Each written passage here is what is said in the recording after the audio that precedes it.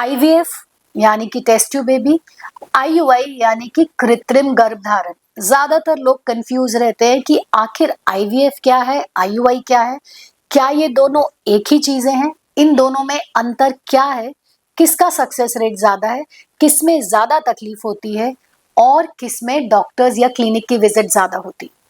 आज इस वीडियो में हम उसी के बारे में बात करेंगे। अगर आप भी जानना चाहते हैं कि आईवीएफ और आईयूआई में क्या डिफरेंस है, क्या ये दोनों चीजें एक ही हैं, तो एंड तक इस वीडियो को जरूर देखिएगा। वीडियो पूरा देखने से पहले या अपनी क्वेरीज डालने से पहले ये प्लीज हमें जरूर बताएं, अपने कमेंट बॉक्स में जरूर लिखें कि ये वीडियो या आप मुझे कहां से देख रहे हैं।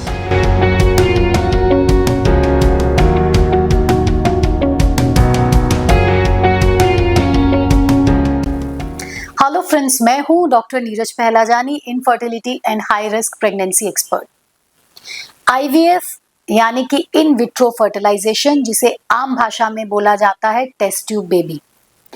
आईवीएफ का मतलब होता है कि महिलाओं के अंडाशय से अंडे को बाहर निकालना, शरीर के बाहर, लैब में उसकी प्रोसेसिंग करना, उस अंडे को उनके मेल पार्टनर के स्पर्म्स के साथ आर्टिफिशियली मिलाना, एक कृत्रिम गर्भ तैयार करना और उस गर्भ को वापस बच्चेदानी के अंदर प्रत्यारोपित करना।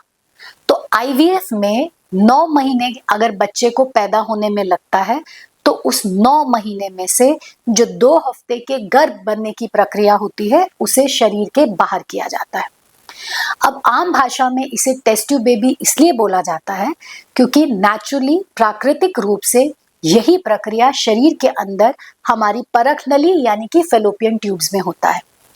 ट्यूब्स का काम होता है कि जैसे ही अंडाशय में फॉलिकल बन के तैयार होता है, वो फूटता है, उसमें से एक एग रिलीज होता है। ट्यूब का पहला काम होता है उस एग को झपट करके उठाना।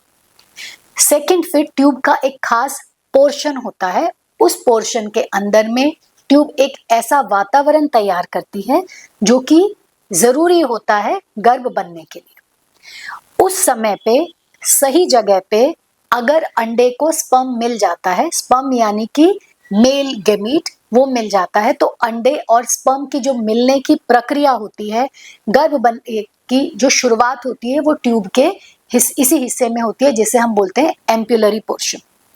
तो यहाँ पे फर्टिलाइजेशन होता है, एम्ब्रायो बनता है। तीसरा काम जो ट्यूब का होता है कि फेलोपियन ट्यूब्स के अंदर में जो भी चीज है, चाहे वो फर्टिलाइज्ड एग है जिसे हम लोग एम्ब्रायो बोलते हैं, या वो अनफर्टिलाइज्ड एग्स, स्पर्म, ट्यूब्स की कुछ सिक्रीशंस, जो भी चीजें हैं, उसे सही समय पे बच्चेदानी के अंदर में ले जाकर के छोड़ना। अब ये तीनों ही काम को आईवीएफ में हम बॉडी के बाहर करते हैं।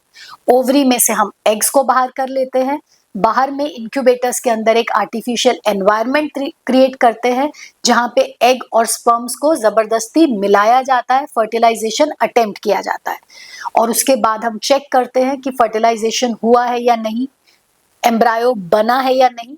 और तीसरा काम जो ट्यूब का था, उस एम्ब्रायो को बच्चेदानी में सही जगह पे सही समय पे पहुंचाना।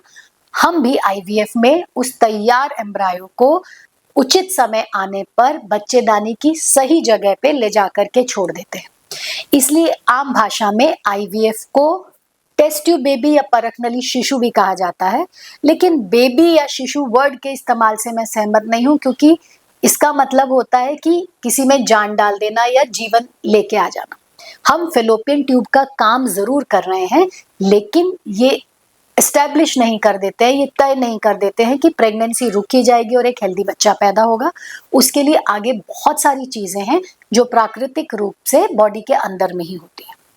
तो ये था आईवीएफ, जहां पे हम एग और स्पर्म्स दोनों को एक साथ में बॉडी के बाहर ले जाकर के हैंडल करते हैं और एक रेडी प्रेगनेंसी, जिसे हम लोग हमारी भाषा में एम्ब्रायो बोलते हैं, उसको यूट्रस में ले जाकर के छोड़ देते हैं। अगर हम बात करें आईयूआई यानी कि इंट्रा यूट्राइन इंसेमिनेशन की, तो वो आईवीएफ से काफी अलग है। आईयूआई में एग और स्पर्म दोनों की हैंडलिंग ना हो करके सिर्फ और सिर्फ स्पर्म यानी कि मेल गेमीट की हैंडलिंग होती है। वहां पे हम लोग एग्स को बॉडी के बाहर निकालते ही नहीं है, वो नेचुरली ओवरीज के अंदर में बनते हैं, फॉलिकल तैयार होता है, रप्चर होता है। ट्यूब को अपने तीनों कामों को प्राकृतिक रूप से शरीर के अंदर में करना है। हमारी ट्यूब के ऊपर 100% डिपेंडेंसी रहती है। आईयूआई में मेल पार्टनर के वीर्य में से अच्छे वाले शुक्राणु को अलग कर दिया जाता है और उन स्पर्म्स को जब ओवरीज में फॉलिकल्स बन करके तैयार हो जाता है और रप्चर होने का टाइम हो जाता है, फर्टिलाइजेशन के वो नजदीक पहुंच जाता है वो टाइम, तब हम उन स्पर्म्स को बच्चेदानी के रास्ते से ले जाते हुए बच्चेदानी के अंदर में छोड़ देते हैं, ताकि संभावना है कि ये स्पर्म सही टाइम पे ट्यूब के अंदर में पहुंच सके और एग को फर्टिलाइज कर सके।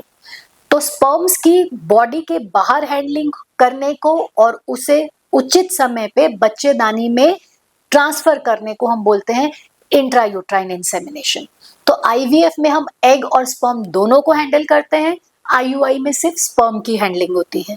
आईवीएफ में ये ट्यूब खुली है बंद है उससे हमें कोई मतलब नहीं है, क्योंकि हम ट्यूब के तीनों काम को बॉडी के बाहर करते हैं। आईयूआई में हमारी ट्यूब के ऊपर निर्भरता पूरी होती है। तो अगर दोनों ट्यूब्स खुली हैं या कम से कम एक ट्यूब खुला है, तभी आप आईयूआई में कामयाबी की उम्मीद रख सकते हैं, नहीं तो आईयूआई में सक्सेस पॉसिबल नहीं होता है। आईवीएफ में एक तैयार गर्भ को बच्चेदानी के अंदर में डाला जाता है। आईयूआई में सिर्फ रेडी स्पर्म्स को, जिसकी थोड़ी सी फर्टिलिटी पोटेंशियल सही प्रिपरेशन के जरिए, सही मीडिया का इस्तेमाल करके हम थोड़ा सा बढ़ा देते हैं, उसे बच्चेदानी में प्रत्यारोपित किया जाता है। दोनों के इंडिकेशंस अलग अलग है। कुछ केसेस ऐसे होते हैं जहाँ पे आईवीएफ इकलौता रास्ता है, कुछ केसेस ऐसे हैं जहाँ पे आईयूआई और आईवीएफ आप दोनों ट्राई कर सकते हैं, कुछ केसेस ऐसे होते हैं जहाँ पे आईयूआई आईवीएफ से बेहतर होता है। तो ये सब डिस्कशन आप अपने डॉक्टर और अपने कारण को जानने के बाद में कर सकते हैं। क्योंकि आईवीएफ में हम गैमीट दोनों एग एंड स्पर्म की हैंडलिंग करते हैं, इसलिए इसमें कामयाबी भी ज़्यादा होती है। और आईयूआई में हम सिर्फ स्पर्म हैंडलिंग करते हैं, इसलिए आईयूआई का सक्सेस रेट आईवीएफ के मुकाबले में 2 या 3 गुना कम होता है, या कभी कभी 4 गुना भी कम हो सकता है। एग अच्छा है या बुरा है, जब आपको उसमें जानना है, उसके बारे में पता करना है, तो आईयूआई में एग की क्वालिटी के बारे में बिल्कुल भी आइडिया नहीं लग सकता। इनफैक्ट अगर एग नेचुरली अच्छा बना है तभी आपका आईयूआई सक्सेसफुल होगा। और आईवीएफ में आप ये तो नहीं तय कर सकते हैं कि एग अच्छा ही बने, लेकिन आईवीएफ इकलौता ऐसा ट्रीटमेंट है जिसमें, या आप बोल सकते हैं कि इकलौता ऐसा टेस्ट है जिसमें हम एग की क्वालिटी का असेसमेंट करके बता सकते हैं कि एग अच्छा है या बुरा है। तो आई होप अब आपको आईवीएफ क्या है या आईयूआई क्या है इसको समझने में परेशानी नहीं होगी और आप इन दोनों चीजों में कंफ्यूज नहीं होंगे। ये इन्फॉर्मेशन अगर आपको अच्छी लगती है, आपको हमारा कंटेंट पसंद आता है, तो प्लीज हमें लाइक करें, वीडियोस को शेयर करें, कमेंट करें और हमें सब्सक्राइब करना ना भूलें।